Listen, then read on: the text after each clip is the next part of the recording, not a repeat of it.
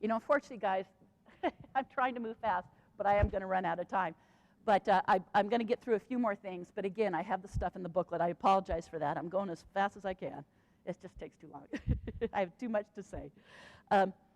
Being befriended by insiders is real typical. This is from Angela Thompson Smith, who wrote Diary of an Abduction. She coined the term minders. And the minders are when you're befriended by these intelligence types who then seem to interface in your life on a fairly regular basis. Sometimes they provide you information, sometimes they question you, sometimes they're validating and confirming your experience, and so, of course, sometimes they're threatening and warning you. But I have some more information in there. This is just kind of fun to say that, well, not fun, but you know, abductees sometimes give these minders nicknames.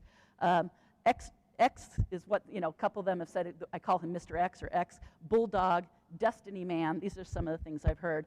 And I've had a lot of these experiences, and I've had some very weird, like, confirming situations that are, like, casual, but someone will just say something and say, oh, we're aware of this or that.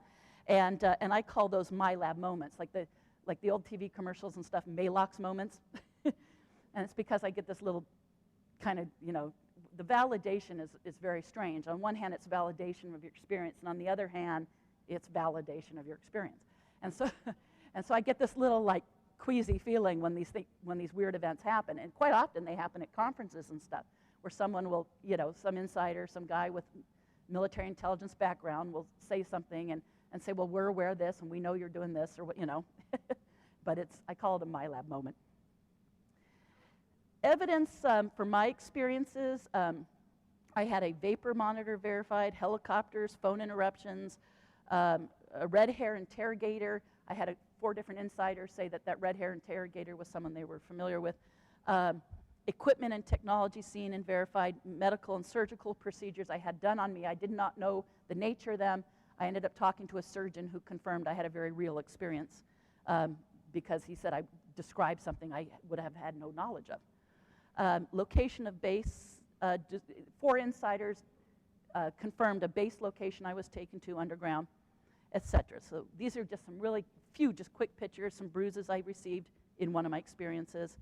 This is when I was taken with a friend from her apartment, the bruises I received. More bruises from that. On my arm, there's 2 fingerprints from the guard leading me down a hallway in an underground base in a long hallway. And he had me by the arm, and he wanted me to keep right with him, and he just had this, you know, death grip on my arm, and that bruised it. When we were taken from that apartment, the guys who came in were wearing dark jumpsuits and had night vision on helmets, very similar to this picture. And this is the damage they did to the door when they broke in. Here's the door frame ripped apart, the molding of the door locks having lots of damage. All this had just been freshly painted about 2 weeks prior to this event. So this was all brand new damage to what was brand new weather stripping, you know, so we knew it had just happened. In one of my experiences here, I saw this orange tenting in this room.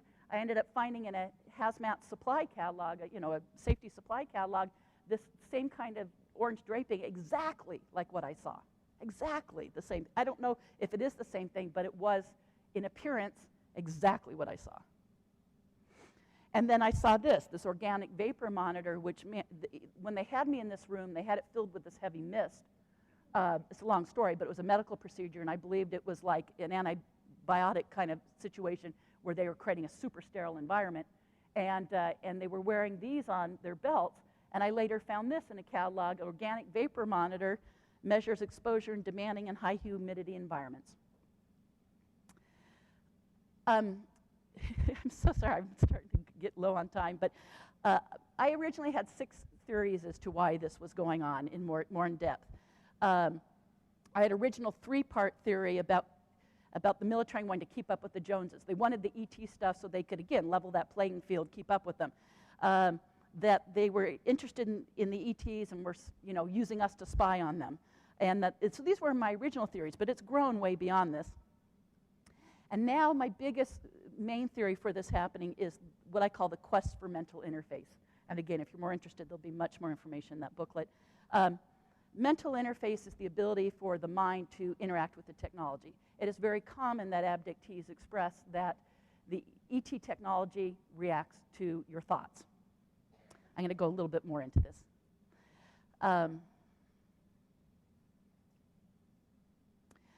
In the covert ops experiences, the interrogators always seem to be interested in the technology.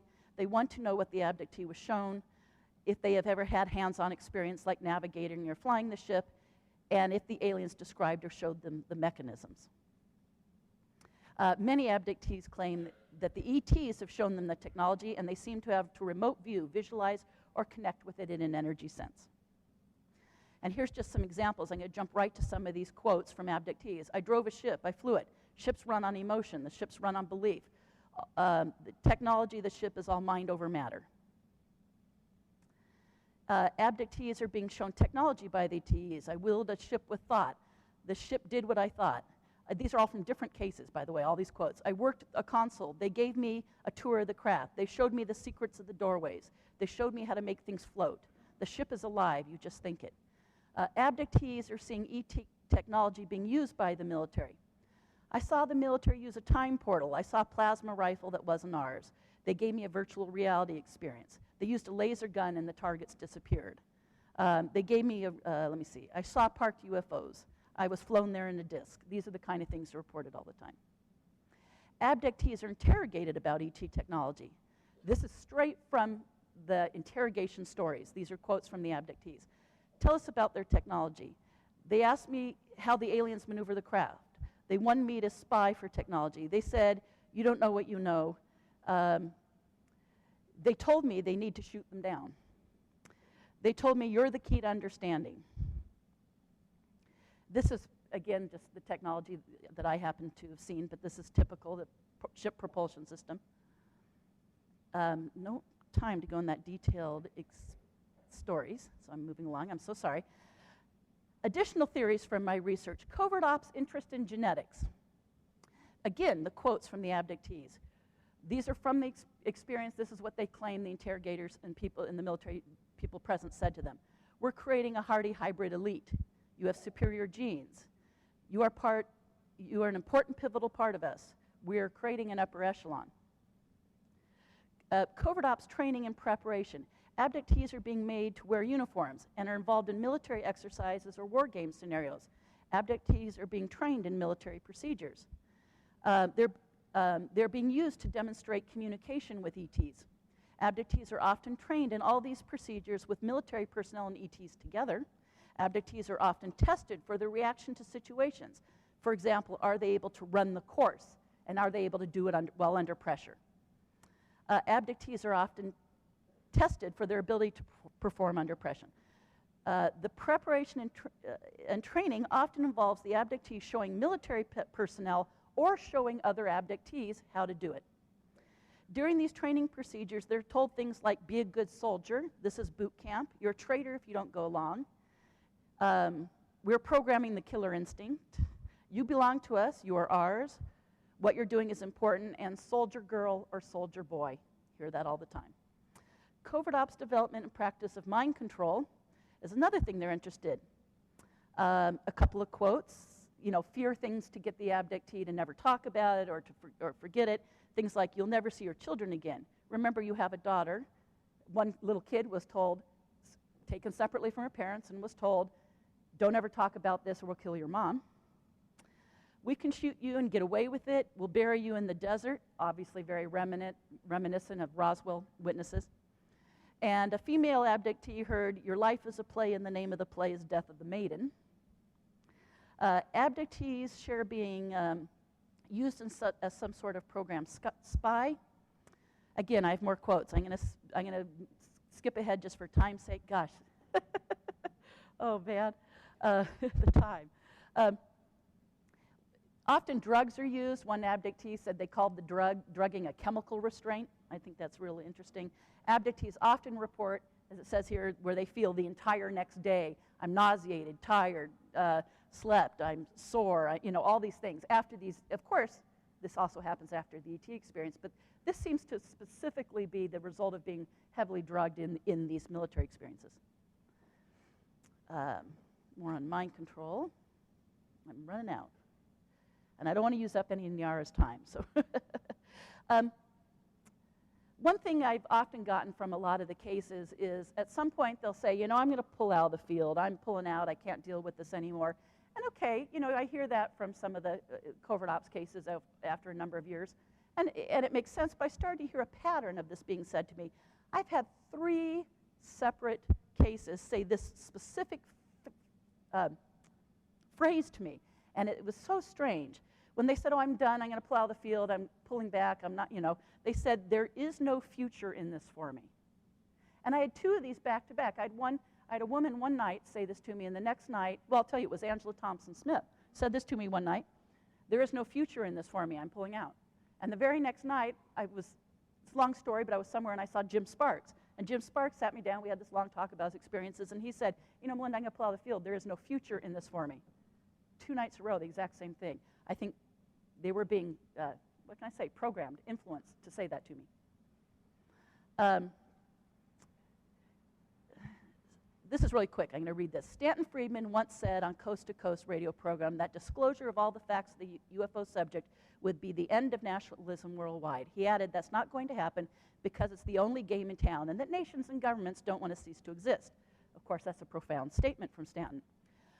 I would add that the mastery of the psi component, the paranormal component of the UFO ET subject is the greatest of those threats to nationalism.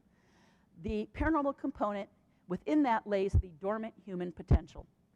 Contact or interaction with ETs, worldwide, for everyone, will make the knowledge of our psi abilities, paranormal abilities, commonplace, and that dormant human potential will then be fully realized.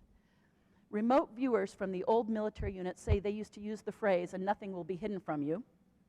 Well, I believe this paranormal component of the UFO question holds within it the ability for us to develop that unlimited potential where reading thoughts as an ET telepathy and manipulating matter with your mind, ET technology, exist. And when you develop that dormant human potential, nothing will be hidden from you. I think they may fear this most of all, knowledgeable and enlightened citizenship.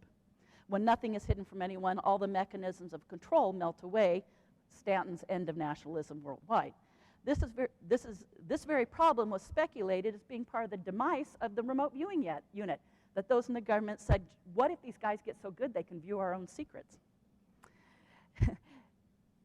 As desperate as the UFO controllers, you know, the guys managing the system, are to have these paranormal abilities in order to interact with ET, operate ET technology, or attempt to level the playing field with the ETs, they appear to be equally desperate to keep them from you.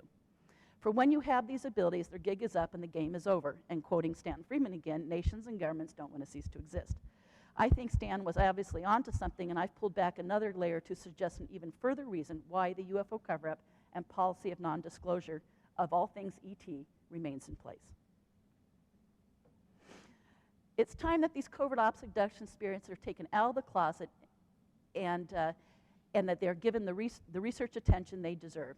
After all, they're the best darn evidence for alien abduction and may be the very key to unlocking a UFO cover-up. At the very least, it's imperative to understand the MILAB and re-ab scenarios, the impact these experiences are having on a covert technology development program, and in so doing, the impact that they are having on a cover-up. Imagine, could it be that abductions, ET abductions, have played an important part in the cover-up all along? That maybe, just maybe, abductions are the reason the extraterrestrials are even here, and that maybe the covert ops management folks have known this all along, hence why abductions have become a matter of national security or have always been a matter of national security. With re-abs, alien abductions are no longer the bastard stepchild of the UFO research community. We're relegated to being only considered in very separate terms as if somehow unconnected or at best marginally connected to the other areas of research. This is my last one, so how's that? I'm getting it in there. Ufology can no longer afford to separate the research of crash retrievals, reverse engineering programs, technology development, the accounts of insiders, national security issues, UFO history, the cover-up, and our disclosure efforts from the abduction phenomenon. To leave out any aspect of a UFO equation that may lead to a clearer understanding of an extraterrestrial agenda, of a human military or intelligence community agenda, in other words, the cover-up agenda, or of a human and ET combined agenda, obviously, is to have an incomplete picture of the phenomenon. A correct, hypothesis in ufology must include all